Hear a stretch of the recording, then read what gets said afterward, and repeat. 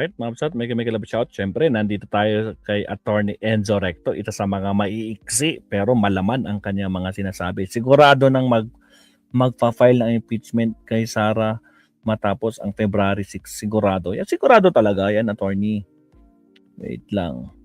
Mga Duterte, nako, mga Duterte Black, mga walang hiya. Pinakita ang garapalan sa pagka-pro-China. Oo nga. Kaya nga, Attorney, lak ng kamote.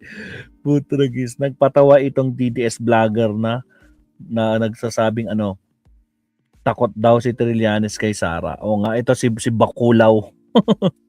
Anak ng kamote. Senator Kiko, sinabihan si Lenny na take your time. Sabi naman niya. Tapos malaki na pala ang nai-advance nila Diskaya. Oh, really? Maganda to ah. Sige nga. Hi designers! Do you know Kohom? For those of you who don't know, Kohom is a... Sige. Problema nila ang pagbawi o refund. Putragis. O sige, pakinggan natin to. Maiksi lang to, mabsat. Pasok, Attorney.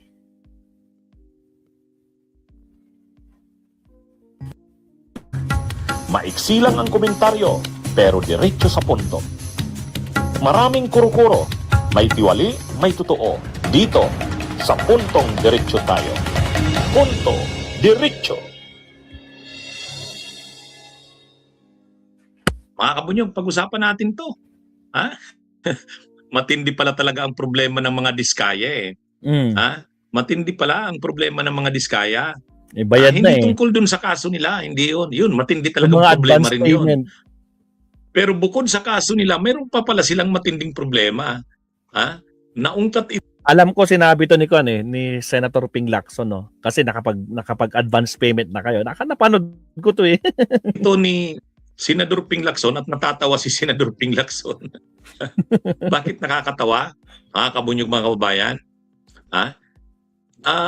Sa matagal kasing panahon, kasi masyado ng in-place yung mga sistema na yan sa yung mga kongresista, yung mga senador, yung mga miyembro ng gabinete, mayroon silang mga pondo, sila yung proponents ng pondo, nalagay na yan sa NEP, nalagay na sa insertion sa Kamara, sa Senado, sa BICAM, nalagay na sa sa GAA.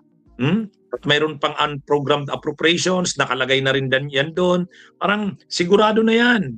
Wala nang yan, kawala yan, tuloy na yan. Ang ginagawa ng mga contractors, nag-a-advance na sila doon sa congressman na proponent. Nag-a-advance na sila ng kickbacks, yung porsyento. Tama. Pinapaunahan na nila para talagang sila na ang makakuha ng projects na yon. Kaya yung mga kontratista, na yan, kumbaga namumuhunan na sila dyan na nabibigay na sila. Kapag nakita na nila sa NEP pa lang, sa BICAM, sa insertions pa lang sa House, sa Senate o sa BICAM, lalo na pag nasagaan na. Kaya itong si Diskaya marami itong mga binigyan na ng mga kongresista, mga senador, marami nang binigyan ng advance. Inungkat ito ni Senador Ping Lacson. Tinanong si Diskaya, kaya daw po ba naniningi kayo? May mga pautang daw kayo sa mga kongresista, sinisingil nyo daw. Mayroon kaming mayroon sa aming nakarating na impormasyon na gano'n eh. Totoo ba ito? Tinanong si Diskaya. Diskaya ni Ping Lacson. Namumonitor po namin, may nakakarating sa amin, reliable information. Sinisingil nyo daw yung mga kongresista na nakapag-advance na sa inyo. Ha? Kasi halos sigurado na kayo na sa inyo yung project. Nag-advance na kayo para total gano'n naman talaga eh. Pag nakalagay na doon sa NEP o kaya sa BICAM, sa mga insertions at nandun na sa GAA, o lalo na pag nasa GAA na, namimigay na kayo ng advance sa kongresista o sa senador o sa officials ng DPWH o ng mataas na opisyal ng ehekutibo. Ngayon, tinanong si Diskaya doon, si Curly Diskaya, sa hearing ng Senado, ng Blue Ribbon. Siyempre, nagdi-deny siya. Hindi po totoo yun. Yes, please, go ahead. Kaya nga may balita si Curly Diskaya naniningil sa mga congressmen kasi nag-advance eh. at naipit. Kasi pumutok tong flood control, nakapag-advance, nagte-text sa mga congressmen, naniningil. Tama ba yan, Carly? Your Honor, hindi po. Humihiran din po ako ng tulong sa kanila at saka syempre po, talagang may mga utang po talaga sila. Pero Yun na nga yun. hindi po ako hindi po sabi ng extortion daw po, hindi po. Refund, humingi ka ng reimbursement kasi nga hindi natuloy yung project kasi nagkagulo-gulo. Paano nagkautang yung congressman? Nag-advance ng kontraktor. Kaya nga, pero congressman yun. Hindi ko na alam yun. Hindi ko na alam. Thank you. So binabanggit ninyo, dahil contractor siya eh. So inaamin niya na may mga kausap talaga. Anyway, inamin naman talaga niya na may kausap siyang mga congressman na yun na nga, naniningil. Anyway. Pero alam nyo, malaki ang katotohanan. Totoo yun. Malaki na daw ang nailabas na pera ng mga diskaya. Ang problema, dahil nga dito sa mga nangyaring investigasyon na ito sa anomalya sa flood control, hindi na matutuloy yun. Wala na, hindi na matutuloy yung mayon. Marami yun. Kaya nakalabas na ng pera, parang binabawi, refund. Refund ang tawag doon eh, refund. Problema, marami daw doon, hindi na na-refund. Problemado billion din siguro yun. Problema Kaya niya siguro, refund ngayon. Kaya siguro ayaw na rin ng diskaya na magbalik pa ng ng ninakaw na pera sa kaban ng bayan. Wala na silang pondo. Na sila, nakapag-advance na sa mga kongresista, hindi naman na nila yun wala na, hindi na magagawa yung mga projects na yun kasi pumutok itong mga investigasyon ng mga anomalya.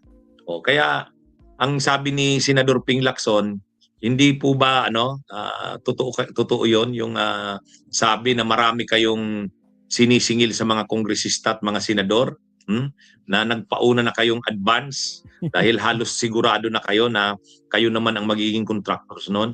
Kasi kung hindi naman talaga lumabas itong mga investigasyon na ito, itong mga pagpapanagot sa anomalya sa flood control, business as usual, yung dating kalakaran, na yon, sa diskaya na talaga yon. Kaya lang hindi nila naisip, hindi lahat ng bagay ay kanila. Ang buhay ay weather lang. Hindi forever 'yan. O ngayon dumating na yung katapusan. Kaya lahat ng lahat ng tinatamasa nilang karangyaan, yaman, kapangyarihan, impluwensya, wala na ngayon. Ang problema pa nga yung sabi ni Senador Ping Lacson, nakapaglabas na ng pera nakapag-advance na. Tinatawagan daw yung mga kongresista, mga senador, kung sino man, na inihingi nilang i-refund sa kanila. Paano ma-refund yun? Kung ginamit na ng mga kongresista, mayroon din sigurong nagsabing, sige, kahit kunti, maibalik na. Kaya, problemado talaga pala itong sila diskaya. Sabi ng Rex totoo TV, kaya yun? may punto ka. Totoo yun. Totoo yun, hindi naman hindi naman malayo sa katotohanan yung sinasabi na yun ni Senador. Kaya natatawa si Senador Ping Lacson habang nagtatanong Pati si Kiko Pangilinan natatawa rin Kasi talaga yun. This Bingo. instant water heater requires no electricity. Simply connect it to your shower head or faucet. Hindi lang inamin ni Diskaya, pero hindi niya man aminin. Bistado. Malaking posibilidad totoo yung ganung nangyayari. Bistado ang refund. Si Senador Ping Lacson pa, alam niya yung kalakaran na yan.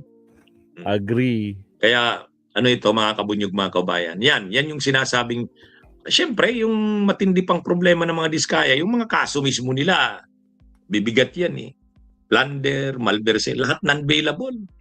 Lahat non-bailable. Si Corly Diskaya wala pang naisasampang kaso, kaya nakakulong pa siya sa Senado. Contempt yun Pero si Sara Diskaya, mayroon na yung ghost project yun doon sa Davao Occidental. Pero hindi lang yan yung may anomalyang project. Marami pa. pang dyan. Kaya madadagdagan pa ang kaso nila. Kahit si Corly Diskaya makakasuhan na rin. May plunder case pa yan, nakakaharap din. Agoy. At sa tindi ng mga problema na yan, hindi naman sila papasa sa state witness or sa witness protection program. Wala. Talagang sila. Matutulad sila kay Napules. At yung mga pera pa nila, yun na nga, yung sabi, nakapaluwal na, naka-advance na, hindi na yun. Halos wala nang makakabalik dahil ibabalik pa ba yan ng mga kongresistang nag-advance sa kanila? Thank you. Oh. Kaya ano ito mga kabunyog, mga kabayan, grabe nga naman ang nangyari dito sa anong ito. Akala nila wala nang katapusan ito. Akala nila Dire-diretso yan na na. yung magiging sistema.